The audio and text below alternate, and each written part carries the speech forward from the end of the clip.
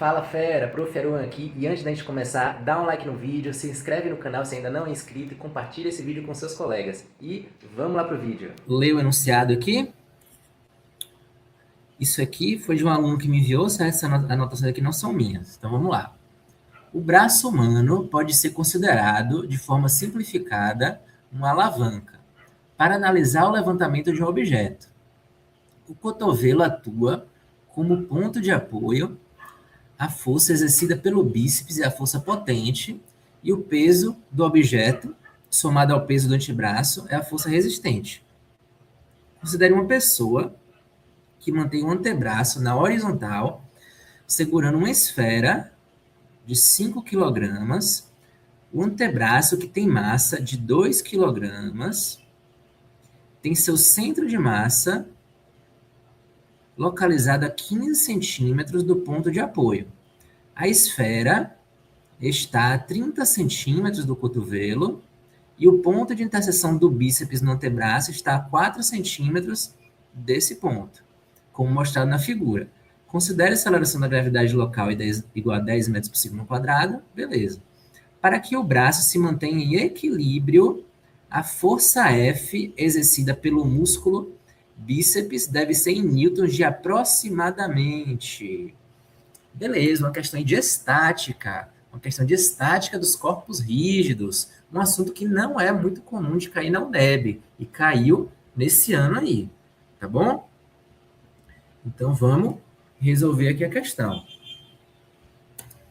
Vamos modelar essa situação aqui, ó, como uma viga, tá bom?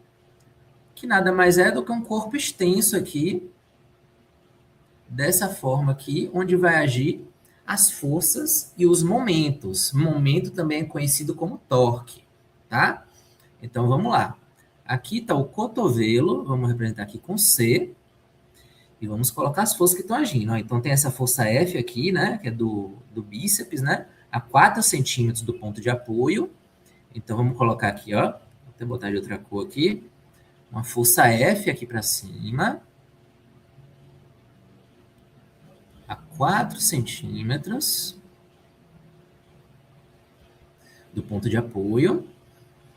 E a gente tem aqui, ó, o antebraço, que é esse cara todo aqui, né, a própria viga que a gente está modelando, ele tem um peso.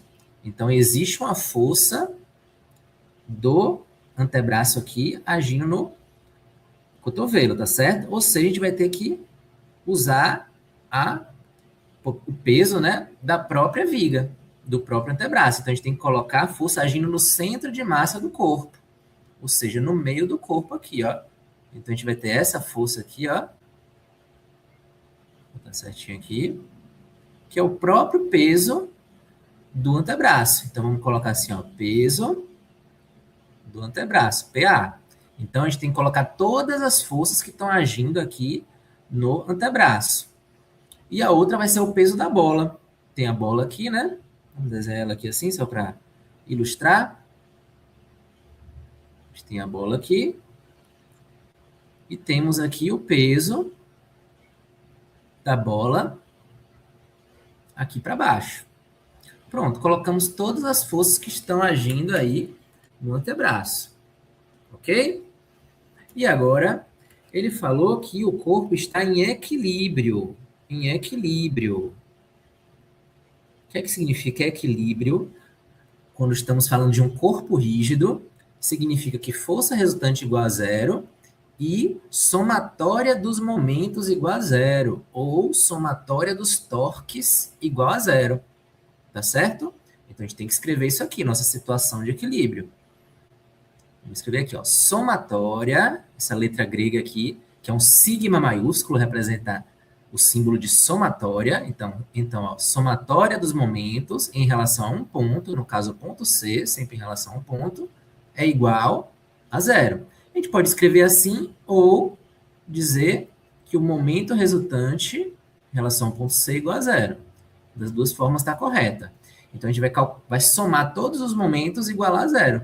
A gente vai ter um equilíbrio de momentos, ou equilíbrio de torque. Tá certo? E qual é a fórmula de torque, ou de momento? Momento nada mais é do que a força vezes a distância. Lembrando que momento é a tendência de giro, tá? Cada força aqui vai tender a girar esse corpo rígido em torno do ponto C. É esse que é o assunto de estática dos corpos rígidos, tá bom? Beleza. Faltou colocar as distâncias ali, né? Vamos colocar aqui, ó. O peso do antebraço aqui, ele está bem no centro de massa, ou seja, no meio do antebraço aqui da viga. Então, é quanto aqui que ele falou? Cadê? 15 centímetros, ó, do ponto de apoio. Então, o PA está aqui a 15 centímetros. E a bola, a esfera, está ali a 30 centímetros. 30 centímetros. Pronto, a gente precisa das forças e das distâncias. Então, escrevemos ali que a somatória dos torques ou dos momentos é igual a zero. E a gente tem que lembrar da convenção do giro, né? Se é positivo ou negativo. Então, vamos lá, ó. O momento quando ele tem um giro para a esquerda, né, no sentido assim, anti-horário, é positivo, e o momento no sentido horário é negativo. Sempre segue essa convenção aqui, tá? Beleza, então a gente vai escrever aqui, ó. Somatório dos momentos em relação ao ponto C igual a zero, ou seja, a soma de cada momento vai ser igual a zero. Quem é o primeiro momento aqui? É o momento dessa força, que nada mais é do que força vezes distância. Então, vai ser F vezes a distância até o ponto de aplicação, que é 4, tá? Vai ser positivo ou negativo? Ó, a tendência de giro aqui, ó. Tendência de giro é o quê? Anti-horário, é positivo. Então, mais 4F. E o próximo? Essa força peso aqui, ó. Essa força peso, qual é o sentido de giro dela aqui? É o sentido horário, então é negativo. Então, aqui vai ficar menos peso de A. Quem é o peso do antebraço aqui? Ele falou que o antebraço tem massa 2 kg. Então, esse peso aqui, ó, vai ser 20 newtons. Tá certo? Por quê? Porque é 2 vezes 10. Peso é igual, vamos botar aqui, ó, para ninguém pode esquecer isso aqui. Peso igual M vezes G. Então, aqui, ó, 20 vezes 15. Então, vai ficar aqui, ó, 20 vezes 15. E esse cara aqui, ó, também o sentido que aqui? Sentido anti-horário, né? Cadê? Aqui, ó, para cá. É sentido horário, né? Sentido horário, então negativo, menos o peso de B, que é o peso da bola, então vai ser 5 vezes 10, 50 newtons. Então aqui, ó, vai ficar 50 vezes a distância até o ponto C, que é 30. Pronto, somatório dos momentos igual a zero, ou somatório dos torques igual a zero.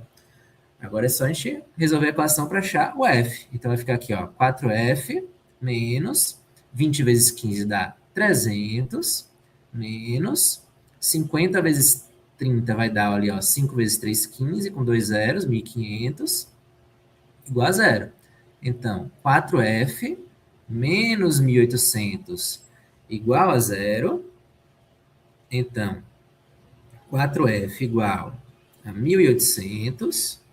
Vamos aqui para cima. F vai ser igual a 1.800 dividido por 4. Portanto, nosso F aqui vai ser igual a quanto aí, ó? 1.800 dividido por 4 dá exatamente 450. Então, a força ali é 450 newtons, que está aqui na letra E de elefante.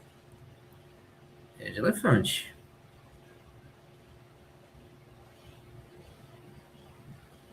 Isso aí. Então, a questão de estática dos corpos rígidos, tá certo? Um assunto aí que não é muito comum de cair, tá? E caiu aí na UNEB 2026, onde a gente tem que modelar aqui o corpo rígido como uma viga, colocar as forças que estão agindo e fazer o equilíbrio, ou seja, a somatória dos torques ou dos momentos igual a zero. Aplicar as fórmulas, ver o sentido positivo e negativo do giro aqui para achar a força. Tá certo? Todo mundo entendendo aí?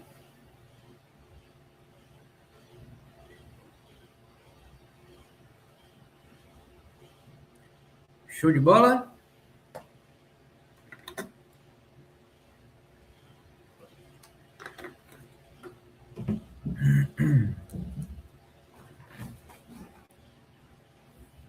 Vamos para a próxima, então? Vamos resolver mais questão? Vamos para essa 2 aqui, ó, para essa questão 2. Questão boa aqui, interessante. Então, vamos ler aqui a questão, ó. O balanço de parque é um brinquedo clássico e fundamental para o desenvolvimento infantil, oferecendo muito mais do que apenas entretenimento. É um elemento comum em áreas de lazer, consiste geralmente em um assento suspenso por cordas ou correntes, em uma estrutura de apoio que permite o movimento de vai e vem. Considere que uma criança de massa 40 kg que brinca num desses balanços de parque, sentada no assento como mostra a figura, formada por todas as suas estruturas ideais, e na outra extremidade um bloco de massa 65,6 kg, inicialmente apoiado no solo horizontal. Sabendo que as polias são ideais, que durante o movimento a criança executa uma trajetória circunferencial de raio 2,5 metros e que a aceleração da gravidade é 10 metros por segundo ao quadrado, no momento em que a parte da corda onde a criança está sentada fica na vertical, determine em metros por segundo a velocidade da criança para que o bloco fique na iminência de perder o contato com o solo. Desconsidere qualquer tipo de força dissipativa. Beleza, uma questão aí de mecânica, né? Uma questão de movimento circular uniforme, tá? Vamos lá. Vamos entender aqui, vamos colocar primeiro as forças, o diagrama de forças aqui na nossa situação. Então, esse bloco aqui, ele está na iminência, como ele fala aqui, ó, de perder o contato com o solo. Isso aqui é uma palavra-chave da física, viu? Quando está na iminência de perder o contato, significa que não tem normal, não tem força de apoio. Então, vamos colocar as forças que estão agindo aqui. Se tem corda, tem tração. Existe aqui uma tração para cima. E aqui existe um peso do bloco, PB, para baixo. Se tivesse normal, a gente ia colocar o normal aqui. Como não tem, porque está na iminência, a gente tem nossa primeira informação ali, que a tração vai ser igual ao peso do bloco. Então, vamos escrever aqui, ó. Primeira informação, a gente tem aqui que o peso do bloco é igual à tração. Beleza. Agora vamos para a situação da menina aqui. Então, ó, se é a mesma corda, é a mesma tração, tá? Isso aqui é uma dica, tá? Uma dica. Mesma corda, mesma tração, tá? Então, aqui existe uma tração aqui para cima. Mesma tração. E o que mais? A gente tem o peso da criança para baixo. Só tem essas duas forças agindo aí. E como a questão falou que ela está desenvolvendo um movimento circular aqui, ó, isso aqui é um movimento circular, obrigatoriamente existe uma força apontando para o centro da circunferência, que é a chamada força centrípeta. Então, se tem movimento circular, existe força centrípeta. Então, existe aqui, ó, a força centrípeta, tá? Apontando para o centro. E a força centrípeta, ela é justamente a resultante dessas duas forças. Se existe um movimento circular, essa tração ela está ganhando, tá? Essa tração está ganhando. Então, a força centrípeta vai ser igual a tração menos PC. Tração menos PC. Beleza. Então, tem aqui a nossa força centrípeta. E a gente tem uma fórmula para a força centrípeta, que é mv ao quadrado sobre r. mv ao quadrado sobre r. Beleza. Que vai ser igual ao quê? O T, que é igual a PB, como a gente viu lá em cima. Então, PB menos PC. Olha como está desenvolvendo legal aqui. E agora, a gente vai substituir os pesos. Então, vai ficar aqui, ó, mv ao quadrado sobre r, lembrando que a gente quer o v, igual PB. Quem é PB? É o peso do bloco, né? Então, aqui, ó, 65,6 é só a gente multiplicar por 10, 656. Porque peso é igual a m vezes g, não pode esquecer. menos o peso da criança, que é o quê? Ó? 40 vezes 10, 400. 400. Beleza. Vamos substituir mais coisa aqui, ó. Já dá substituir esse M aqui. Então, vamos colocar aqui, ó. O M é 40 vezes V ao quadrado, que é o que a gente quer, sobre a circunferência, que é o raio da circunferência, que é 2,5. Igual essa subtração aqui, que vai dar 256. Vamos aqui para cima. Então, vai ficar como ali? Ó? Já vou passar esse... Na verdade, deixa eu ver aqui como é que fica melhor. A gente pode já dividir, né? 40 dividido por 2,5. 40 dividido por 2,5 vai dar aqui exatamente 16. 16. Então, aqui, ó, 40 com 2,5, dá 16 aqui em cima. Então, a gente vai ter aqui, ó, que V ao quadrado é igual 256. Já vou passar o 16 dividindo. V ao quadrado igual 256 dividido por 16 dá 16. Então, V vai ser igual a raiz quadrada de 16, que é 4. 4 metros por segundo. Então, essa aqui é a velocidade da menina aqui, que está na letra E de elefante. Beleza? Questão legal aí, ó. Questão legal de movimento uniforme, tá? Movimento circular uniforme. A gente tem aqui, ó, que localizar que existe uma força centrípeta, resolver a equação para achar o V. Beleza? Questão média aí da UNEB.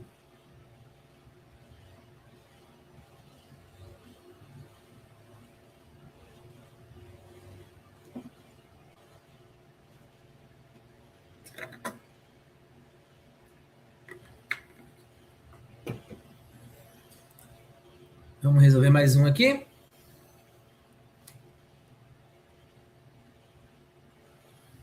Questão 3 agora. Aqui foi anotações do aluno que me enviou a prova, e que a prova foi ontem, então me enviaram as fotos aqui para a gente corrigir. Vamos ver isso aqui agora, ó. Vamos ler com atenção. Qualquer dúvida, manda aí no chat, tá? Quem está no Instagram, vai para o YouTube, que é melhor para acompanhar. O chuveiro eficiente. Um estudante de física, durante uma análise de consumo de energia em sua residência, depara-se com um chuveiro elétrico. Ele decide calcular o tempo necessário para que esse chuveiro, operando com uma potência térmica constante de 600 watts, seja capaz de derreter uma certa quantidade de gelo e, em seguida, aquecer a água resultante. O estudo considera as seguintes informações e constante física para a água. Então, ele dá aqui a massa de gelo a ser processada, 50 gramas, a temperatura inicial do gelo, 0 graus Celsius, e a temperatura final desejada para a água, que é 40 graus Celsius. Ele também dá o calor latente de fusão do gelo, 80 calorias por grama, o calor específico da água, que é 1 caloria por grama grau Celsius, isso aqui tem que saber, tem questão que não dá. Ele ainda fala aqui a conversão, ó, que 1 caloria é igual a 4 joules, 1 caloria, né? E que toda a energia fornecida pelo chuveiro é absorvida pelo gelo e água. Tá bom. Qual o tempo total em segundos que o chuveiro leva para realizar todo o processo, desde a fusão do gelo até o aquecimento da água à temperatura desejada? Beleza, uma questão aí de termologia, tá? De termologia. Na nossa turma isolada, a gente viu bastante questões de termologia, calorimetria, equilíbrio térmico. A gente viu bastante questões desse assunto lá na nossa turma isolada. Então, quem fez a turma isolada aqui durante o ano com a gente não teve dificuldades aí com várias questões da prova da UNEB, tanto de física quanto de matemática.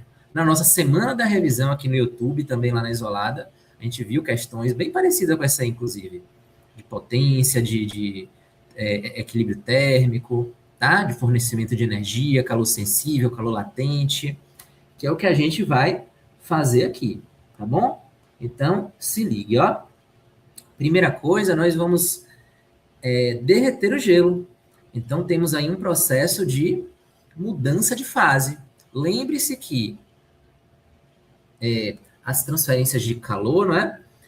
A transferência de energia, ela pode ser fornecida, né? A energia pode ser fornecida para aumentar a temperatura, né? Ou seja, para mudar uma temperatura de um corpo, ou para mudar de fase. O calor responsável pela mudança de temperatura é o calor latente. É o Q igual a mc delta θ, é o famoso Q macete. E o calor responsável pela mudança de fase a uma temperatura constante é o calor latente, é o famoso Q mole, lá na fórmula, tá certo? Então, esse primeiro aqui é o derretimento. Vamos escrever aqui, ó. Vamos escrever fusão, né, para ficar mais fisicamente correto. Primeiro temos aqui a fusão, ou seja, mudança de fase. Então, a gente vai usar a fórmula do calor latente, Q igual a M vezes L. Quantidade de calor igual a massa vezes a constante de latência, tá? Ou calor latente, de fusão. Beleza, então qual vai ser a energia fornecida aqui? Ó? Vai ser Q igual a massa, e usa em gramas? Sim, por quê? Porque a unidade da constante é que vai informar para a gente o que a gente vai usar. Se está aqui, ó, caloria por grama, a massa tem que estar em grama, e a energia vai ser em caloria, para depois a gente converter. Beleza, então aqui, ó, massa do gelo, 50, vezes o L, que é 80.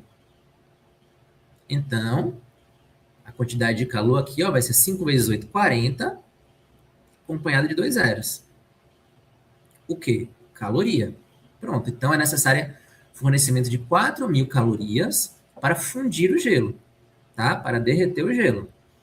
E agora, a gente vai pegar essa água que agora está líquida e elevar sua temperatura. Então, agora a gente tem aqui, ó, um aumento de temperatura, né? Vamos botar assim, ó. Elevação de temperatura. Agora é um fornecimento de calor sensível. Então, nossa fórmula lá do Q macete, Q igual mc delta θ. Quantidade de calor igual a massa vezes a constante, né, que é o calor específico aqui, vezes a variação de temperatura. Lembrando que o delta θ é um valor final de temperatura menos o valor inicial. Então, qual vai ser essa quantidade de calor aqui? Ó? Vamos ver. Massa, mesma massa do gelo, né? Que foi derretido, então continua sendo 50, vezes o calor específico da água, que é 1, tem que saber, vezes a variação de temperatura, o valor de temperatura final, menos o valor de temperatura inicial, que é quanto aqui, ó? Vamos ver. Ele informou aqui em algum lugar, cadê? 40, né? Cadê? Do 0 até o 40. Aqui, ó, do 0 até o 40 graus. Porque o gelo estava em 0, né? No final do derretimento, vai até 40 graus. Então, o final é 40 menos o inicial, que é 0. Beleza. Então, nossa quantidade de calor vai ser 50 vezes 40, que vai ser igual, ó, 5 vezes 4, 20, acompanhado de 2 zeros. Caloria. Ok. Então, nossa quantidade de calor total nesse processo aí vai ser a soma dos dois ali. Então, vai ser 4.000 calorias mais 2.000 calorias. Então, o Q total vai ser 6.000 calorias para fundir o gelo e elevar a temperatura. Mas a gente vai usar isso aqui na potência? Não. Por quê? Porque a potência está no SI, que é o watt, né? Então tem que transformar em joules. Joule é a unidade de energia no sistema internacional. Aí ele falou aqui, ó, uma caloria igual a 4 joules. Então a gente vai multiplicar isso aqui por 4. Vou colocar aqui assim, ó.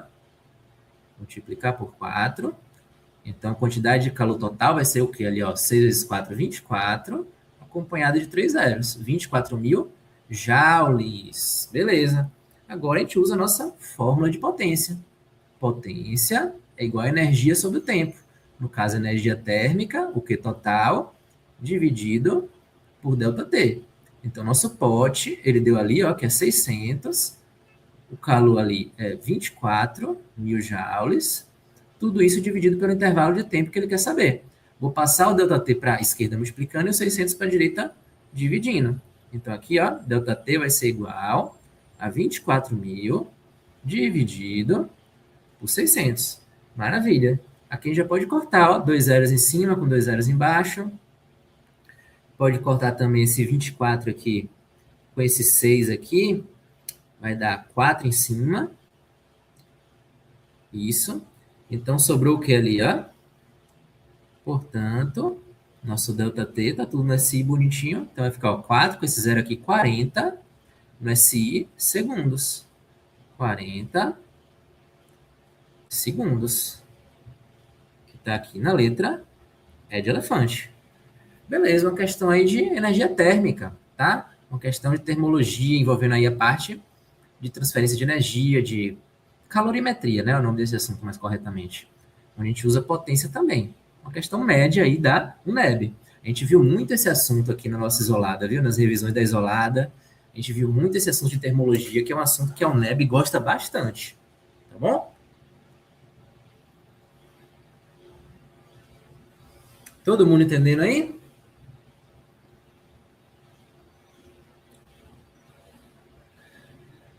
Manda no chat aí se tá entendendo. Todo mundo certinho? Tudo ok?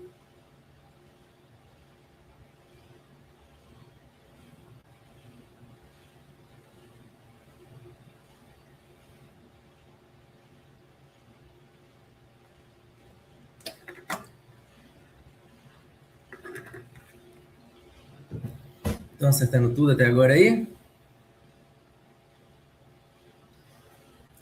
Vamos para a próxima?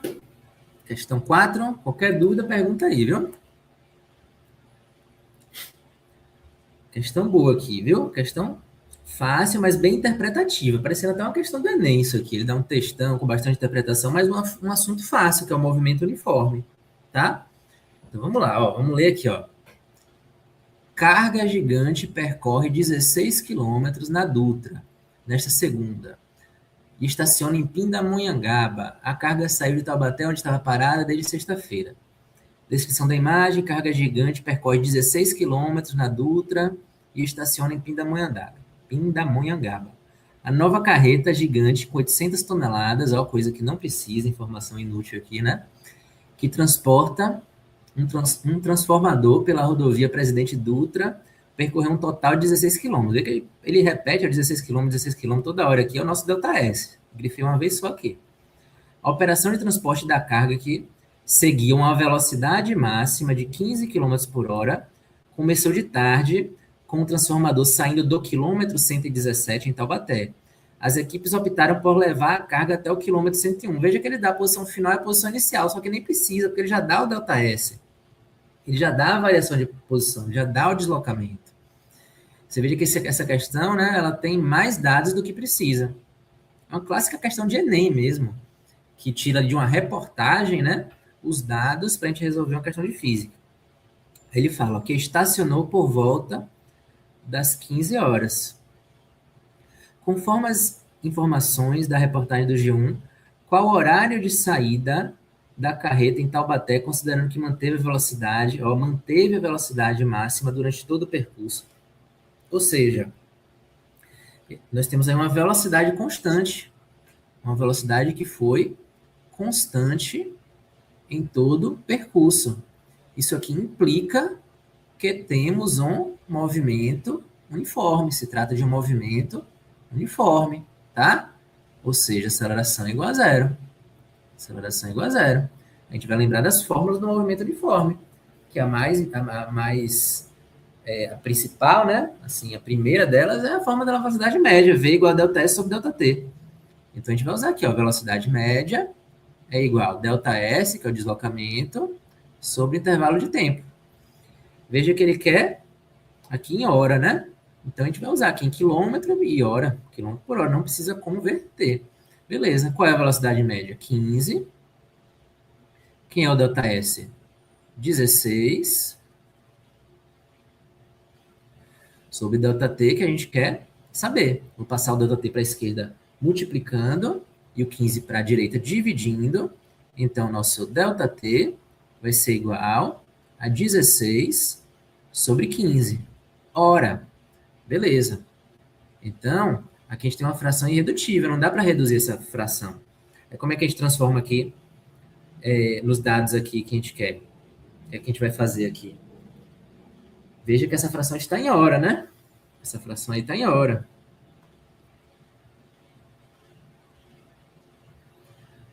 Então, vamos transformar isso aqui em minuto para a gente visualizar melhor, tá?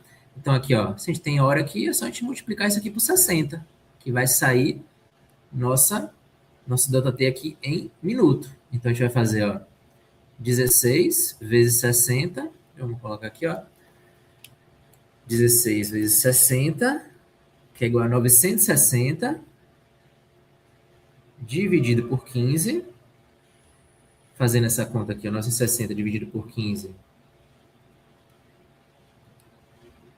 dá exatamente 64. Então, nosso ΔT é 64 minutos, que a gente separa em 60 minutos, que é 1 hora e 4 minutos. Então, esse aqui é o intervalo de tempo. Aí ele falou aqui que estacionou às 15 horas. Estacionou às 15 horas, que é o tempo final. Então, o tempo inicial, que a gente quer saber, vai ser isso aqui, menos 1 hora e 4 minutos. Então, aqui, ó, menos 1 hora dá 14 horas, menos 4 minutos dá 13 horas e 56 minutos. 13 horas e 56 minutos. Então, isso aqui foi a hora que ele partiu, tá? Letra B de bola.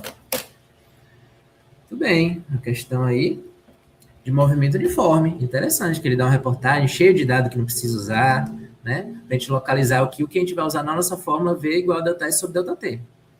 Tá certo? Uma questão aí fácil. Da UNEB. Só que tem que fazer com cuidado. Movimento uniforme. Todo mundo entendendo?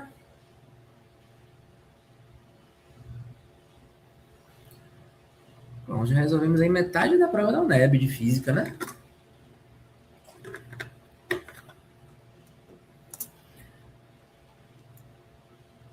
Essa aqui foi de matemática, não sei por que tá aqui. Então, deixa eu dar meu recado aqui para vocês. Ó, galera, nós estamos aqui com nossas turmas isoladas de matemática e física online. Turma Enem, turma Baiana, turma UNEB, UESB, tá certo? Nossas turmas vão ter início dia 24 de janeiro, tá perto. Então, se matricule na nossa turma isolada, porque tem tudo que você precisa aqui para os vestibulares, tá certo? É uma turma extensiva que vai até o final do ano, focando principalmente nesses vestibulares aqui. Então, vai ter toda a teoria que você precisa para esses vestibulares, focado muito em questão, tá? Muito treinamento de matemática e física. São turmas reduzidas, a gente tem a turma de matemática e tem a turma de física. Aulas semanais, ao vivo, pelo Google Meet, 2 horas de aula por semana de cada matéria, 2 horas de matemática e 2 horas de física, focada em questão, tá? Com toda a teoria que você precisa aí para o seu vestibular. E as aulas, elas ficam gravadas na plataforma, então os alunos, eles têm acesso às aulas gravadas, né? Então a gente vai ter as aulas ao vivo e elas ficam gravadas para os alunos poderem consultar quando quiserem. Temos aqui lista de exercício por assunto. Cada aula são no mínimo ali 10 questões que a gente faz. Então tem lista semanal, toda semana, né, temos lista de exercício por assunto. Cada semana, cada aula é um assunto. Então ali 10 questões de matemática, 10 questões de física, toda semana, tá certo? E tem direito também ao WhatsApp, o meu WhatsApp aqui para tirar dúvidas, tá certo? Então são poucas vagas, tá? Porque são turmas reduzidas. Eu quero dar atenção a cada um de vocês aqui na nossa turma isolada. São turmas reduzidas, por isso que a gente tem poucas vagas, tá certo? Então, o link está aí na descrição desse vídeo. Confere lá o link da nossa turma isolada de matemática e física, tá bom? Pode entrar em contato no WhatsApp comigo também para tirar dúvida. Então, é isso aí. Confere o link na descrição das nossas turmas isoladas de matemática e física. Tá chegando, viu? 24 de janeiro a gente vai começar a todo vapor aí, tá certo?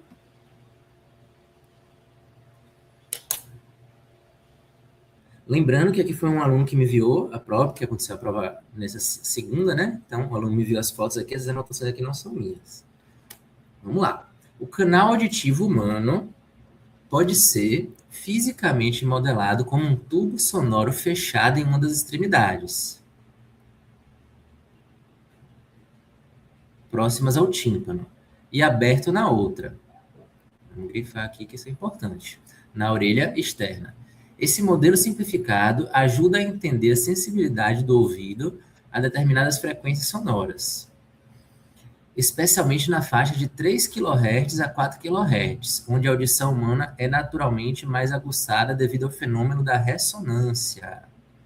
Sabe-se que o comprimento médio do canal auditivo de um adulto é aproximadamente 2,5 centímetros.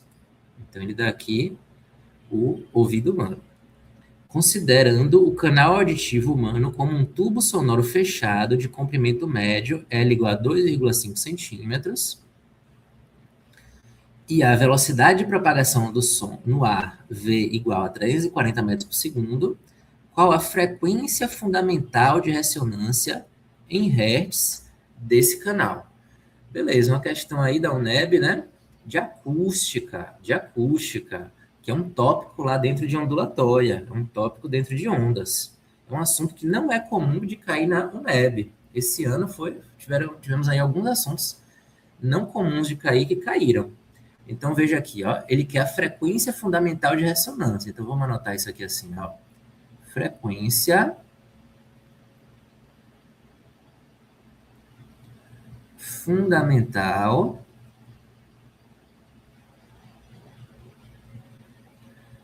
de ressonância. Ressonância é um fenômeno aqui da ondulatória. Então, veja que a gente tem algumas fórmulas para alguns tipos de tubos, tá? Nós temos o tubo que é completamente aberto e temos um tubo que é fechado e aberto, que é o caso do aparelho auditivo humano aqui, que ele até falou, um tubo sonoro fechado em uma das extremidades e aberto na outra. Então, para a gente calcular a ressonância em um tubo fechado e aberto, nós temos uma fórmula para isso. Vamos colocar aqui, ó. Para tubo fechado de um lado e aberto do outro. Uma fórmula aqui da acústica. Aí ele falou que o ouvido humano a gente pode modelar como um tubo desse jeito. Então, isso aqui, ó, é o ouvido humano. Beleza. Então, a frequência fundamental de ressonância, no caso de tubo fechado e aberto, nós temos uma fórmula para isso. Então, essa aqui, ó, a fórmula lá da acústica, frequência igual velocidade sobre 4 vezes o comprimento do tubo. Pronto, então, para a gente achar a frequência fundamental de ressonância aqui, a gente vai aplicar essa fórmula, tá?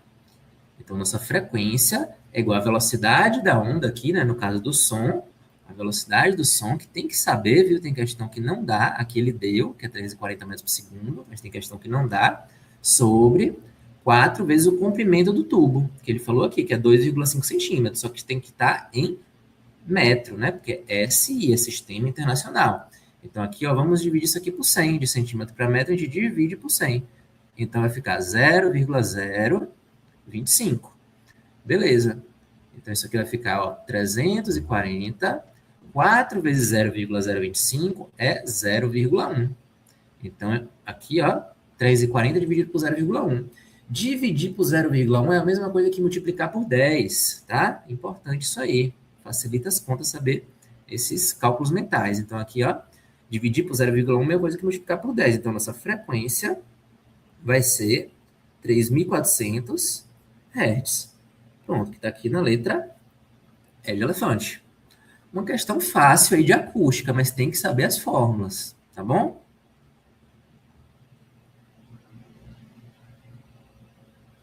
Qualquer dúvida pode mandar no chat aí, tá certo? Quem tá vendo aí pelo Instagram, vai pro YouTube.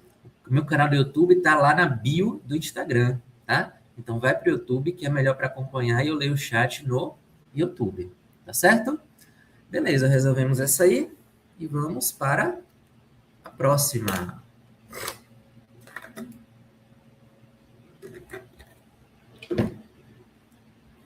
Questão teórica aqui de termologia, do tópico aí de transferência de calor. Então vamos ler aqui, ó. Ao preparar uma xícara de café quente, observam-se diversos fenômenos físicos relacionados à transferência de energia térmica. Transferência de energia térmica. Considere a situação em que uma colher de metal é inserida no café e a xícara é deixada sobre a mesa em um dia ameno, temperatura na casa dos 20 graus Celsius. Rapidamente se percebe-se que a extremidade superior da colher se aquece. O líquido no interior da xícara se mantém aquecido por um tempo e, ao aproximar a mão das laterais da xícara sem tocá-la, sente-se o calor emanar. Essas observações cotidianas ilustram os diferentes mecanismos pelos quais o calor se propaga, cada um com características distintas que dependem do meio material envolvido. O processo de propagação de calor envolvidos no aquecimento da extremidade superior da colher, na manutenção da temperatura do café antes de esfriar completamente e na sensação de calor sentida pela mão ao se aproximar à xícara sem contato físico, são respectivamente. Beleza, uma questão de transferência de calor.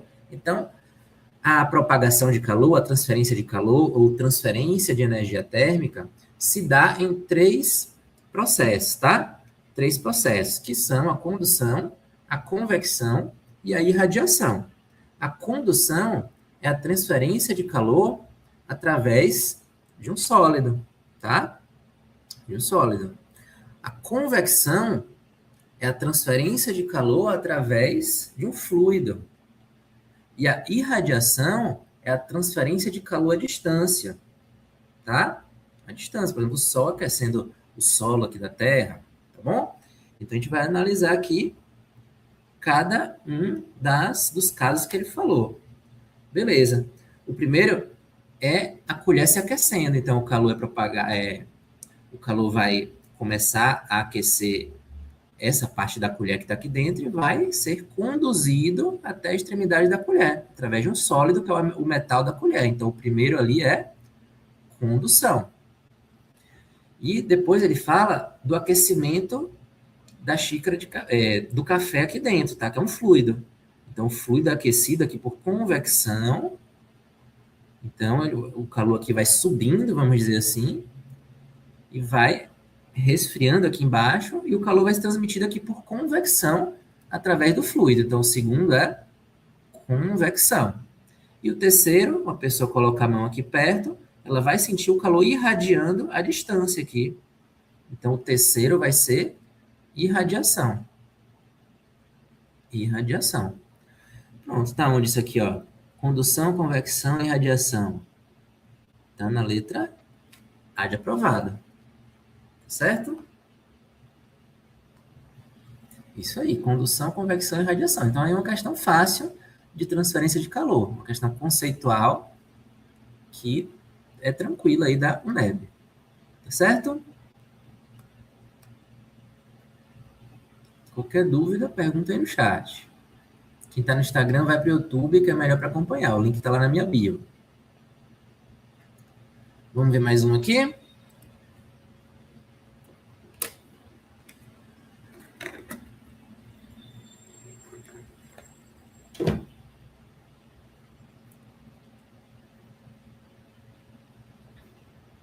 Vamos ler com atenção, ó. Em uma residência, a instalação elétrica é projetada, em sua maioria, com circuitos em paralelo, pois isso garante que cada aparelho funcione com a mesma tensão nominal de rede, como 110 volts ou 220 volts, e que a falha de um circuito não intervenha no funcionamento dos demais. No entanto, em algumas situações especiais, como em pisca-pisca de Natal, a ligação em série é utilizada. A segurança e a economia dependem do dimensionamento correto desses circuitos, evitando sobrecargas. Um morador deseja instalar em um cômodo de sua casa 3 lâmpadas idênticas, cada uma com potência de 60 watts, quando operado sob tensão de 120 volts.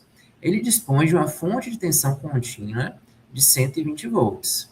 Por engano, ao invés de conectá-las em paralelo, ele as conecta em série à fonte de 120 volts. Considerando que a resistência das lâmpadas seja constante, que a tensão da fonte seja ideal, qual será a potência total consumida pelo conjunto das 3 lâmpadas quando conectadas incorretamente em série? Beleza, vamos lá. Ó. Então, a gente vai conectar essas 3 lâmpadas, que são resistores, em série. A questão falou que são idênticas, ou seja, tem a mesma resistência, que eu vou chamar aqui de R. E elas estão ligadas à mesma fonte de tensão, que é nosso U aqui, que é 120 volts. Primeira coisa, vamos descobrir aí a resistência de cada lâmpada. Então, a gente tem que ver o valor nominal. Como assim? O valor que está escrito lá na caixa, né? Que é o que ele falou aqui, ó. As lâmpadas são o quê aqui, ó? Vamos ver aqui. 3 lâmpadas idênticas com a potência de 60 watts quando operadas sob uma tensão de 120 volts. Então, isso aqui está escrito na lâmpada, vamos dizer assim. São os valores nominais. Se ela for ligada numa tensão de 120 volts, cada lâmpada, uma lâmpada, né? A potência é 60 watts. Então, assim a gente acha a resistência de uma lâmpada. Então, vamos colocar aqui, ó. Fórmula de potência. Potência igual U ao quadrado sobre R. Então, isso aqui é a potência de uma lâmpada. Que eu vi que teve aluno que se confundiu com isso aqui. Isso aqui é a potência de uma lâmpada. A gente vai achar a resistência. Os valores nominais a gente vai colocar aqui para achar o R. Então, aqui, ó, 60 é a potência. U, que é a tensão, é 120, dividido por R. Vou passar o R multiplicando e o 60 dividindo. Então, nosso R vai ser igual a 120 ao quadrado, dividido por 60. Então, a gente vai fazer essa continha aí e vai achar o valor da resistência. 120 ao quadrado, vamos botar aqui, ó, 120 ao quadrado, dividido por 60 é igual a 240. Então, a gente tem aqui, ó, 240 ohms é o valor da resistência de uma lâmpada. Beleza. Achamos a resistência de uma lâmpada. Então, vamos agora achar a resistência equivalente aqui. Ó, eles estão em série. Para a gente achar o REC, que é a resistência equivalente em série, a gente soma as 3 resistências. Então, essa aqui vai ser nosso REC, que continua ligada à fonte de tensão aqui, o 120 volts. Então, muito bem, ó, REC vai ser igual a soma das 3 ali, 3R, né? Então, 3 vezes 240. 240 mais 240 mais 240, que é 3 vezes 240. Então, nosso REC vai ser igual aqui, ó, 720 ohms. Pronto, achamos aí o nosso REC. Nossa resistência equivalente. Pronto, muito bem. Então, agora a gente vai achar aqui a potência total consumida por esse REC, por o conjunto das 3 lâmpadas. Então, vamos aplicar a mesma fórmula, só que agora para o REC. A potência agora das 3 lâmpadas, potências do REC, né? Nossa potência vai ser igual ao quê? Ó, U ao quadrado sobre o R, que agora é o REC. Então, a potência vai ser 120 ao quadrado dividido por 720. Vamos colocar aqui assim, ó. Então, nossa potência vai ser igual a essa conta aí. Então, 120 ao quadrado dividido por 720 vai dar exatamente 20. Vai dar exatamente 20. Veja como diminuiu a potência, né? Porque ele ligou erroneamente aí em série. Beleza, então tá aqui, ó, na letra E de elefante. Massa, uma questão de eletrodinâmica, tá?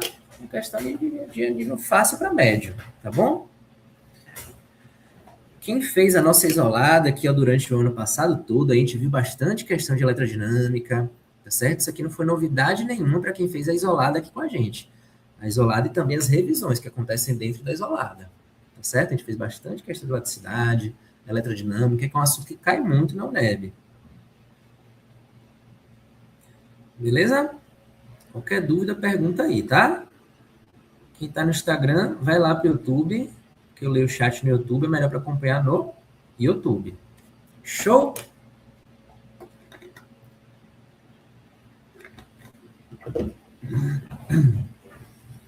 Pronto, resolvemos essa aí. Vamos ver essa aqui agora, que é a última questão da prova de física da UNEB. Então, vamos lá, ó. O olho humano funciona como um sistema óptico que projeta as imagens dos objetos sobre a retina, que atua como um sensor sensível à luz. Esse sistema é composto principalmente pela córnea e pelo cristalino, que atuam como lentes convergentes, divergência variável. Em uma pessoa com visão normal, é métrope, o conjunto córnea-cristalina é capaz de ajustar sua divergência para que a imagem de objetos tanto distantes quanto próximos sejam sempre formadas exatamente sobre a retina. Aí ele dá aqui ó, a visão normal, o olho humano aqui a visão normal, e a miopia, onde a imagem é projetada antes da retina, tá? Aqui está a retina, que é um anteparo. Quem é míope, no meu caso, por exemplo, tem a imagem projetada aqui antes da retina. Uma pessoa com miopia tem uma condição em que a imagem de objeto distante é formada antes da retina. Para corrigir essa condição, utiliza-se uma lente corretiva de óculos, fazendo com que o sistema óptico combinado, lente do óculos mais olho míope, projete a imagem precisamente na retina. Então, a gente vai colocar uma lente aqui, que é uma lente divergente, tá? Para corrigir a miopia. Então, os raios de luz aqui vão bater exatamente na retina, assim que se corrige a miopia. Aí, vamos lá. Considerando uma pessoa míope, que sem óculos consegue ver objetos nitidamente apenas até uma distância máxima de 50 centímetros, para objetos mais distantes que 50 centímetros, a imagem se forma à frente da retina de forma embaçada. Qual a vergência, o grau, né, que a gente chama no dia a dia de grau, mas o correto é a vergência, é uma grandeza física, vergência, da lente esférica em dioptria, que é a unidade da vergência, que essa pessoa deve usar em seu óculos para corrigir sua miopia e conseguir enxergar objetos muito distantes, considerados no infinito, com nitidez. Beleza, uma questão de ótica, que envolve lentes. Esse assunto de divergência é bem, assim, cai muito pouco na UNEB, tá? Foi uma novidade isso aqui, assim, tá bom? Mas caiu. Vamos lá. Então, se ligue, ó. Vamos pensar aqui na lei de Gauss. A gente pode usar a lei de Gauss aqui. Lembre aqui, ó, que 1 sobre F é igual 1 sobre P mais 1 sobre P'. Lembrando que F é a distância focal. F é a distância focal. O P é a distância do objeto. E o P' é a distância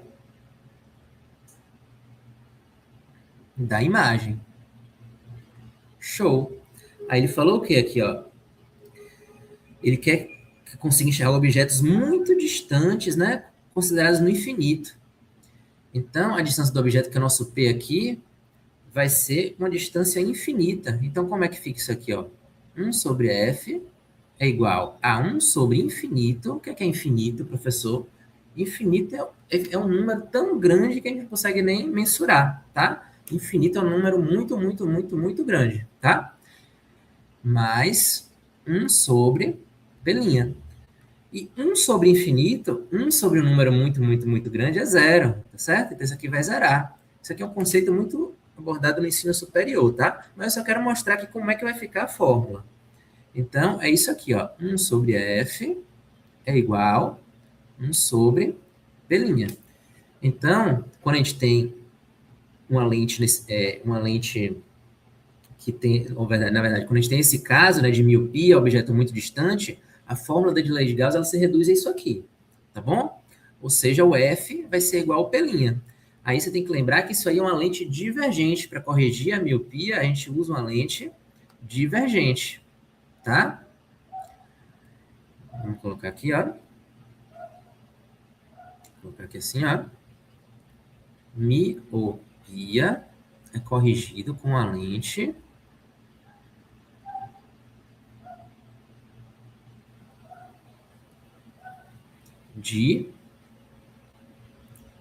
divergente. E a lente divergente, ela tem um foco negativo. Fazendo só um modelinho rapidinho aqui, ó. A gente tem a lente, aqui a gente tem o eixo de simetria, o eixo principal da lente, né? Todos os parâmetros que estão aqui do lado esquerdo são negativos e os que estão do lado direito são positivos. Então, o foco ele fica aqui na parte negativa. Então, na lente divergente, o foco é negativo. Beleza. Então vamos lá. Como é que vai ficar isso aqui, ó?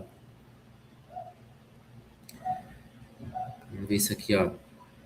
Então a gente tem 1 sobre F igual 1 sobre o P', que no caso aqui é 50 centímetros, que é a distância do objeto, tá? Então vai ficar negativo, menos 0,5. Então isso aqui vai dar pra gente que o foco é menos 0,5, tá certo? Ele quer a vergência. A vergência é 1 sobre o foco. A vergência é 1 sobre a distância focal. Então, nossa vergência vai ser 1 sobre menos 0,5, que é a mesma coisa que 1 sobre menos 1 meio, e dividir por 1 meio é a mesma coisa que multiplicar por 2. Então, nossa vergência aqui vai ser menos 2. O quê? Dioptria, tá? Vergência é o inverso do foco. Muito bem. Então, aqui, ó, a gente vai aqui na... Cadê? Menos 2, letra C de casa. Letra C de casa. É isso aí. Certo? Tranquilo?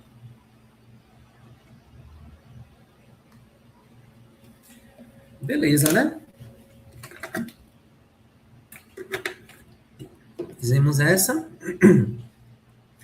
Deixa eu dar meu recado aqui para vocês. Então, nós temos aqui nossas turmas isoladas de matemática e física, tá? Você que precisa de um preparo aí para os vestibulares, desde o início do ano, você que principalmente vai fazer medicina, você precisa estudar desde o início do ano. Então, não deixe para estudar depois do carnaval, não. Comece agora. Nossa isolada ó, vai ter início 24 de janeiro. Então, nós temos aqui nossas turmas isoladas no formato online. Temos turmas Enem, Baiana, UNEB, UESB, tá bom? A isolada, ela tem toda a teoria que você precisa para os vestibulares e é focada muito em questão. É um treinamento focado em questões, tá? Desde o início, do zero, lá, matemática do zero, desde a matemática básica até números complexos, física também do zero, desde cinemática, vetores, até eletromagnetismo, tá?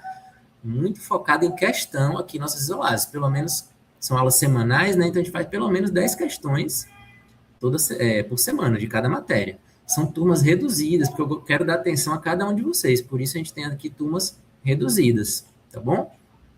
As aulas são semanais, ao vivo, e ficam gravadas na plataforma. Tem a opção também de você pegar só as aulas gravadas, tá? Aqui no link tem as duas opções, tanto você acompanhar ao vivo com a gente e também só optar pelas gravadas. Temos aqui lista de exercícios por assunto, tá? Várias listas com todos os assuntos. É um curso bem focado em questões, como eu falei, e tem o meu WhatsApp para dúvidas, tá certo? Você vai ter acesso a mim aí para dúvidas. Como eu disse, são poucas vagas, tá? São turmas reduzidas, então aproveite, se inscreve, tá? Então são poucas vagas justamente para te dar atenção a todos os alunos.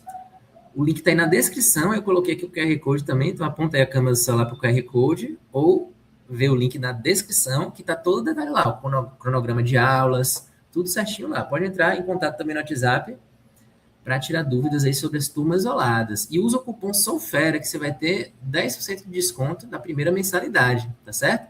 O início vai ser 24 de janeiro, então se inscreve e aproveita, tá bom? E aí, fera, gostou do vídeo? Se quiser ter aulas comigo, confere os links aqui na descrição desse vídeo. Valeu, fera, e bons estudos!